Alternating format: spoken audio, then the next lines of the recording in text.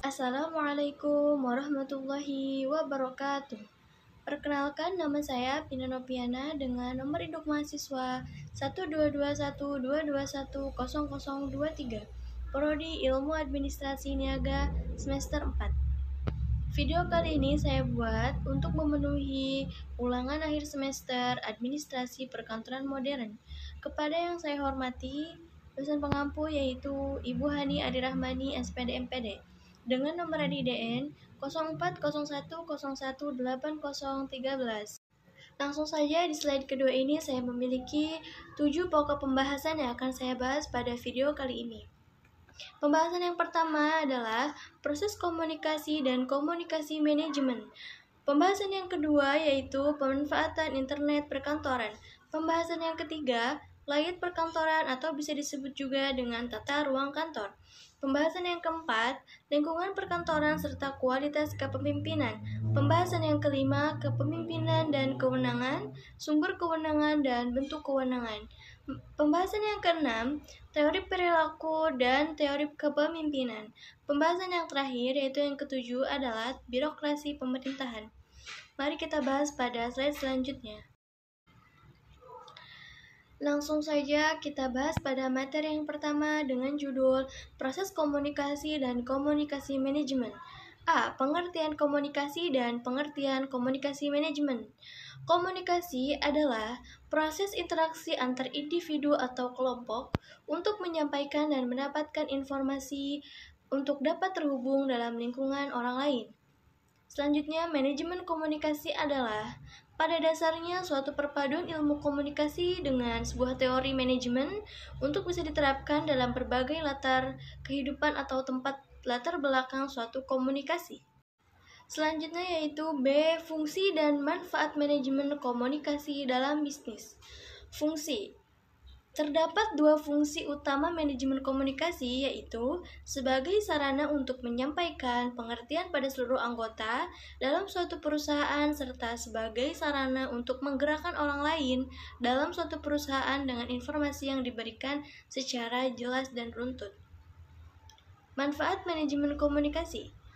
Untuk menjaga hubungan baik pada tiap anggota di dalam perusahaan, tentunya tanpa adanya komunikasi yang baik, kemungkinan akan terjadi konflik internal yang bisa berpengaruh pada kerjasama yang tidak maksimal.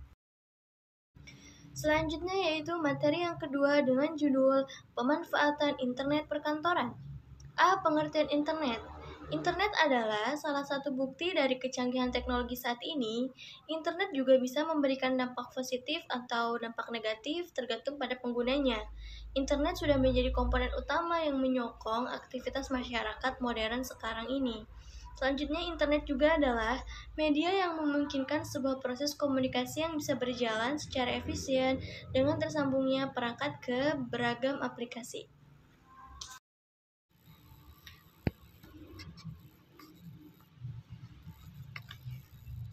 Lanjut pada slide berikutnya yaitu B. Manfaat internet. Di sini ada dua manfaat yang akan saya coba bahas, di mana manfaat yang pertama adalah mengikuti perkembangan tren terkini.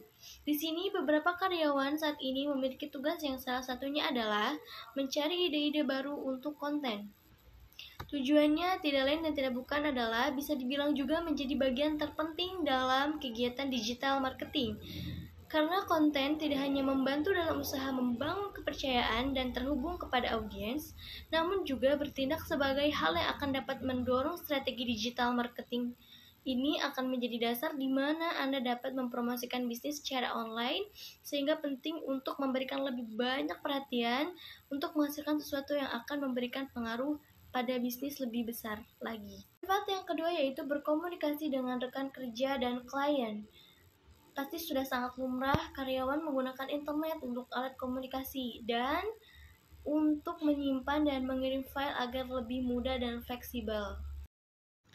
Selanjutnya materi yang ketiga dengan judul layout perkantoran atau juga bisa disebut dengan tata ruang kantor. Di sini ada A. Pengertian tata ruang kantor. Tata ruang kantor diambil dari bahasa Inggris yaitu office layout. Dengan istilah tersebut memiliki makna sebagai pengaturan semua yang berlaku terhadap perabotan, permesinan, benda-benda yang berada di dalam tersebut. Tata letak dan lokasi perabotan dalam suatu kantor akan menjadi suatu pengaruh terhadap kinerja setiap karyawan, menurut Nurasi pada tahun 2014. Selanjutnya B, yaitu asas tata ruang kantor. Menurut Murder pada tahun 1995 dalam G tahun 2007, ada asas tata ruang yakni asas jarak terpendek, penataan tata ruang, asas pengoptimalan ruangan, asas rangkaian kerja, dan asas kesesuaian bentuk ruangan. Di antaranya sebagai berikut. Yang pertama yaitu asas jarak terpendek, yaitu penerapan dengan meletakkan barang-barang yang diperlukan pegawai dalam bekerja di dekat tempat duduknya, sehingga akan mengurangi pemborosan waktu dan tenaga agar penyelesaian pekerjaan cepat selesai, atau bisa dikatakan juga untuk memungkinkan proses penyelesaian sesuatu pekerjaan dengan menempuh jarak yang pendek dengan sependek-pendeknya. Selanjutnya C, asas rangkaian kerja adalah dengan tidak mengabaikan hal-hal yang khusus. Suatu tata ruang yang terbaik adalah yang menempatkan para pegawai dan alat-alat kantor menurut rangkaian yang sejalan dengan urutan-urutan penyelesaian pekerjaan yang bersangkutan. Menurut asas ini, suatu pekerjaan harus senantiasa bergerak maju dari permulaan dikerjakan sampai selesai. Tidak ada gerak mundur atau menyilang. Hal ini tidak berarti bahwa jalan yang ditempuh harus selalu berbentuk garis lurus. Yang terpenting ialah proses selalu mengarah maju ke muka menuju ke penyelesaian. G pada tahun 2004. Yang terakhir yaitu D, asas kesesuaian bentuk ruangan, yaitu dengan ini tidak mengabaikan hal-hal yang khusus. Suatu tata ruang yang dapat diubah atau disusun kembali dengan tidak terlampau sukar atau tidak memakai biaya yang besar. Bentuk tata ruang kantor menurut Wiley pada tahun 1958 dalam G tahun 2007. Selanjutnya yaitu B, jenis-jenis tata ruang kantor. Menurut Harry Al Wiley, pada dasarnya dikenal adanya 3 macam tata ruang kantor, yaitu sebagai berikut. Yang pertama, tata ruang kantor yang terbuka adalah ruangan besar untuk bekerja yang ditempati oleh beberapa pegawai yang bekerja bersama-sama di ruangan tersebut tanpa dipisah oleh penyekat apapun. Selanjutnya, tata ruang kantor yang terpisah-pisah. Pada susunan ini, ruangan ini dijadikan tempat bekerja yang terbagi-bagi dalam beberapa satuan atau susunan. Pembagian itu dapat terjadi karena keadaan gedungnya yang terdiri atas kamar-kamar, maupun karena memang sengaja dibikin pemisahan buatan. Selanjutnya yaitu tata ruang berpanorama adalah ruangan untuk bekerja yang dihiasi oleh taman, dekorasi, dan lainnya.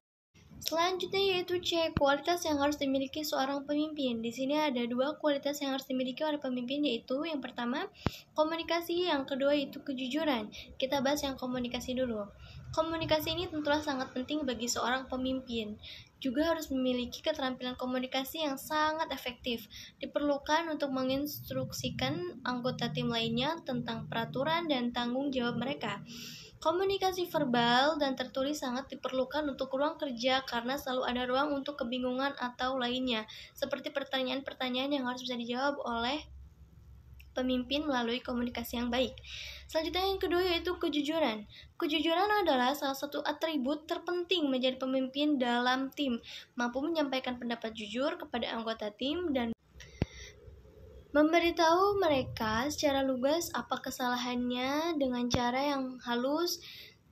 Dengan melakukan ini, agar tidak menyisakan ruang untuk salah tafsir menafsir atau kebingungan yang akan menjadi sebuah kegaduhan dalam sebuah tim. Selanjutnya langsung saja pada pembahasan yang kelima dengan judul kepemimpinan dan kewenangan, sumber kewenangan dan bentuk kewenangan. Di sini A. Pengertian kepemimpinan. Dalam Kamus Besar Bahasa Indonesia, pengertian kepemimpinan adalah cara memimpin atau perihal pemimpin. Secara harfiah, kepemimpinan berasal dari kata pimpin yang artinya mengarahkan, membina, mengatur, menuntun, menunjukkan, atau mempengaruhi. Dan menurut Kartini Kartono pada tahun 1994, kepemimpinan adalah karakter khas khususnya mengambil situasi tertentu atau mengambil suatu keputusan yang tepat pada waktu Lanjut B. Tujuan kepemimpinan. Kepemimpinan adalah proses di mana seseorang dapat mengarahkan, membimbing, dan mempengaruhi perilaku dan pekerjaan orang lain menuju tujuan tertentu dalam situasi tertentu. Kepemimpinan adalah kemampuan seorang manajer yang bisa mendorong orang yang dia pimpin untuk bekerja dengan percaya diri, semangat. Oleh karena itu, salah satu tujuan kepemimpinan yaitu menjadi sarana untuk mencapai sebuah tujuan. Selanjutnya C, yaitu pengertian kewenangan. Dalam Kamus Besar Bahasa Indonesia KBBI, kata wewenang diartikan yaitu sebagai 1. Hak dan kekuasaan untuk bertindak kewenangan. 2. Kekuasaan membuat keputusan, memerintah, dan melimpahkan tanggung jawab kepada orang lain. Kewenangan juga menurut Miriam Budiarjo adalah kekuasaan yang berbadan hukum, kecakapan dalam melaksanakan tindakan hukum, yang mana tindakan ini dilaksanakan dengan maksud menimbulkan akibat hukum dan meliputi hal-hal yang lenyap dan timbulkan akibat hukum tertentu. Selanjutnya yaitu D. Sumber kewenangan. Sumber kewenangan apa aja ya? Ada 3 sumber kewenangan. Yang pertama yaitu atribusi, delegasi, dan mandat. Kita bahas yang pertama, atribusi. Apa itu atribusi? Atribusi adalah pemberian wewenang pemerintahan oleh pembuat undang-undang kepada organ pemerintahan. Selanjutnya yaitu B. Delegasi. Apa itu delegasi? Delegasi adalah pelimpahan wewenang pemerintahan dari satu organ pemerintahan kepada organ pemerintahan lainnya. Dan selanjutnya yang C yaitu mandat. Mandat ini terjadi ketika organ pemerintahan mengizinkan kewenangannya dijalankan oleh organ lain atas namanya.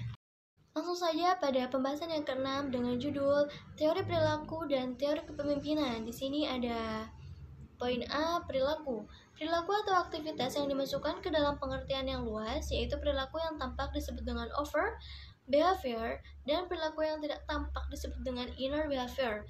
Demikian juga aktivitas-aktivitas tersebut, di samping aktivitas motoris, juga termasuk aktivitas emosional dan kognitif. Yang dimaksud dengan aktivitas emosional adalah perasaan intens yang ditunjukkan kepada seseorang atau sesuatu. Singkatnya, emosi dapat ditunjukkan ketika kita merasa senang mengenai sesuatu, marah kepada seseorang, ataupun takut terhadap sesuatu yang sedang kita hadapi. Aktivitas kognitif sendiri adalah proses mental yang melibatkan beberapa jenis kegiatan, seperti mencari, memperoleh, menyimpan, dan menggunakan ilmu pengetahuan. Kognitif tidak bisa dipisahkan dengan kecerdasan seseorang. Selanjutnya yaitu B. Pengetahuan. Menurut Sukijo Natowatmojo pada tahun 2005, pengetahuan seseorang terhadap objek mempunyai intensitas atau tingkat yang berbeda-beda.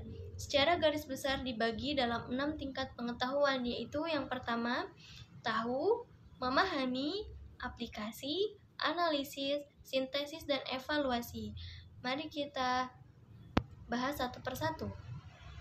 Yang pertama ada tahu.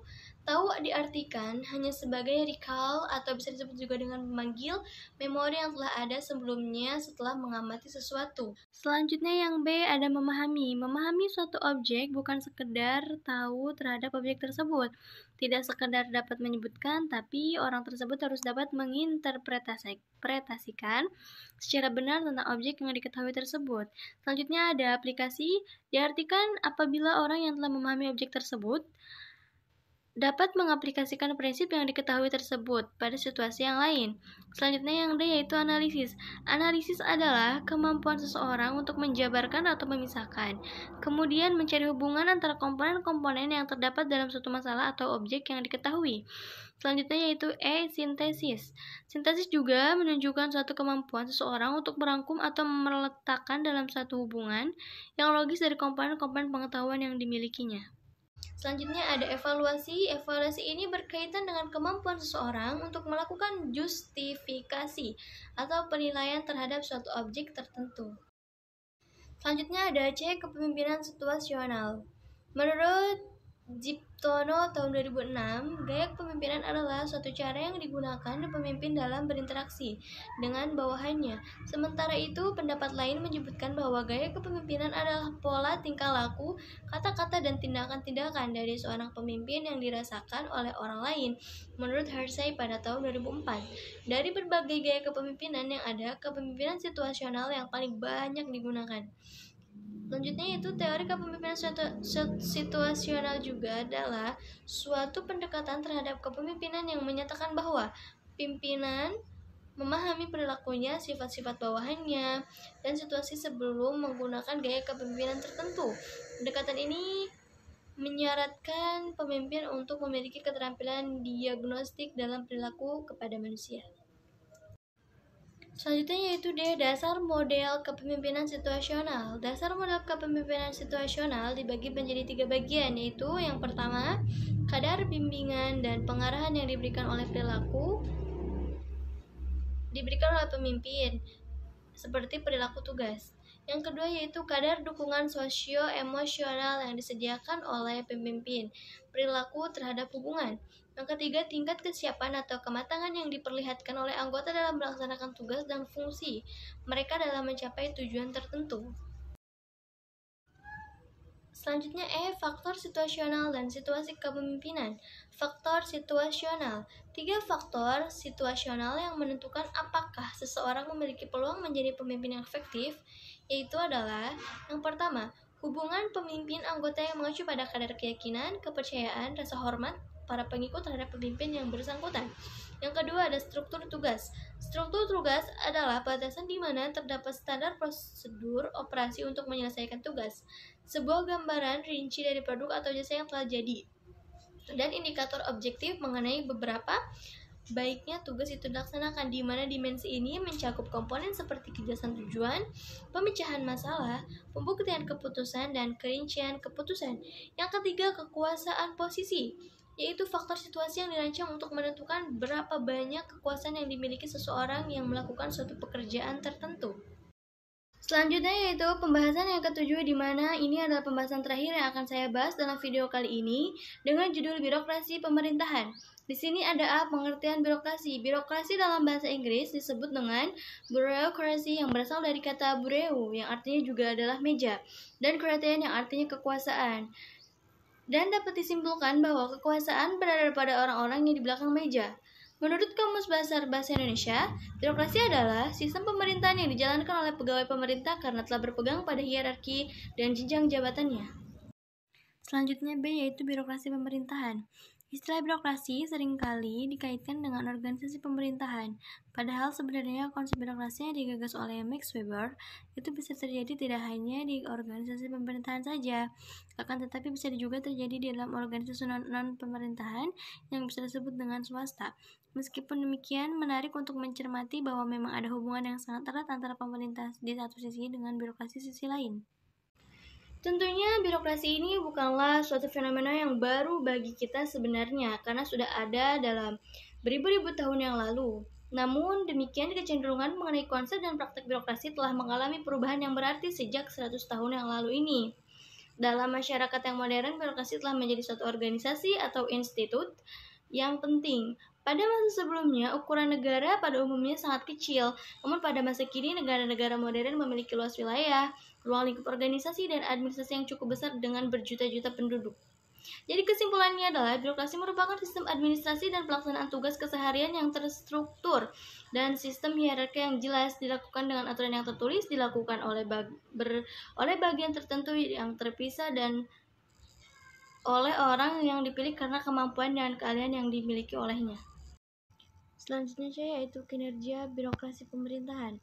Kinerja bagi sebuah organisasi merupakan indikator penting dari keberadaan organisasi tersebut, baik media organisasi, pemerintahan maupun swasta. Oleh karena itu, pada tahun 2002 menawarkan beberapa indikator yang bisa dipakai untuk mengukur kinerja birokrasi sebagai berikut. Yang pertama ada produktivitas. Produktivitas adalah sebuah konsep produktivitas yang tidak hanya mengukur tingkat efisiensi tetapi juga efektivitas pada pelayanannya. Produktivitas pada umumnya dipahami sebagai rasio antara input maupun output. Yang kedua ada kualitas layanan. Kualitas pelayanan adalah kinerja organisasi pemerintahan yang merambat sebagai penyelenggara pelayanan publik terkait erat dengan kualitas pelayanan yang diselenggarakannya. Isu mengenai kualitas layanan ini juga cenderung semakin menjadi penting dalam menjelaskan kinerja organisasi pelayanan publik. Yang ketiga ada responsivitas. Responsivitas adalah kemampuan organisasi penyelenggaraan pelayanan publik untuk mengenali kebutuhan masyarakat, seperti misalkan menyusun agenda dan memprioritaskan pelayanan, mengembangkan program-program pelayanan publik sesuai dengan kebutuhan dan aspirasi masyarakat. Selanjutnya D, yaitu responsibilitas. Responsibilitas adalah indikator yang mungkin saja suatu saat akan berbenturan dengan responsivitas. Hal ini dikarenakan responsibilitas mengukur apakah adanya pelaksanaan kegiatan organisasi publik yang dilakukan sesuai dengan kebijakan organisasi atau tidak, baik yang eksplisit maupun implisit. Di sini pengertian eksplisit adalah, pada umumnya kata eksplisit bermakna tegas, gamblang, dan tersembunyi. Tak bertele-tele, tersurat, jelas, dan tidak memiliki gambaran makna yang kabur dalam berbagai hal. Seperti misalnya majalah, isi berita, koran, pidato, dan sebagainya. Sedangkan pengertian implisit adalah memiliki arti dalam kelas adjektiva atau kata sifat, sehingga implisit dapat mengubah kata benda atau kata ganti, biasanya dengan menjelaskannya atau membuatnya menjadi lebih spesifik. D, ada akunsibilitas. Akunsibilitas publik menunjukkan pada seberapa besar kebijakan dan kegiatan organisasi publik tunduk pada para pejabat publik yang secara prosedural dipilih oleh rakyat.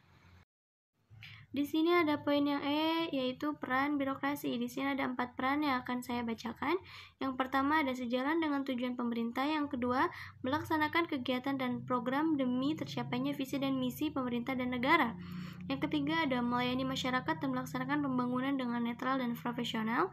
Yang keempat ada menjalankan manajemen pemerintah, mulai dari perencanaan, pengawasan, evaluasi, koordinasi, sinkronisasi, represif, preventif, antisipatif, resolusi, dan lain sebagainya.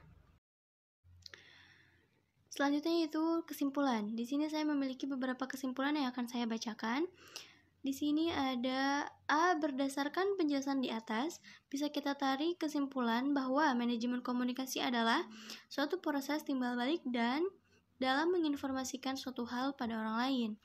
Bentuk pengelolaan komunikasi ini adalah kunci utama keberhasilan dalam setiap jenis hubungan, baik itu hubungan persahabatan ataupun kerjasama dalam kerja.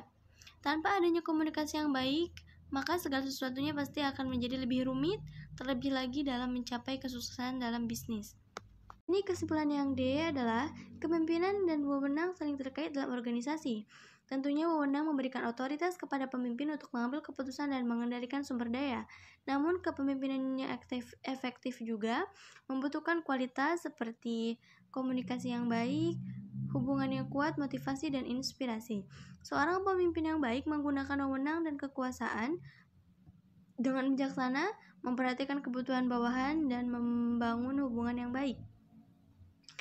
Kesimpulan yang E, yaitu perilaku adalah segala sesuatu yang dilakukan oleh manusia dalam menanggapi stimulus lingkungan yang meliputi aktivitas motoris, emosional, dan kognitif. Kepemimpinan situasional adalah suatu pendekatan terhadap kepemimpinan yang menyatakan bahwa pemimpin memahami perilakunya, sifat-sifat bawahannya, dan situasi sebelum menggunakan gaya kepemimpinan tertentu. Selanjutnya, kesimpulan yang terakhir yaitu pemerintah sangat erat kaitannya dengan keberadaan birokrasi. Birokrasi adalah instrumen yang dimiliki negara untuk melaksanakan tugas dan fungsinya. Maka di dalam sebuah negara, sebelum negara tersebut dijalankan oleh aparatur pemerintahan, ada birokrasi yang mengaturnya. Thanks for watching and reading. Dan see you in the next video selanjutnya guys. Wassalamualaikum warahmatullahi wabarakatuh.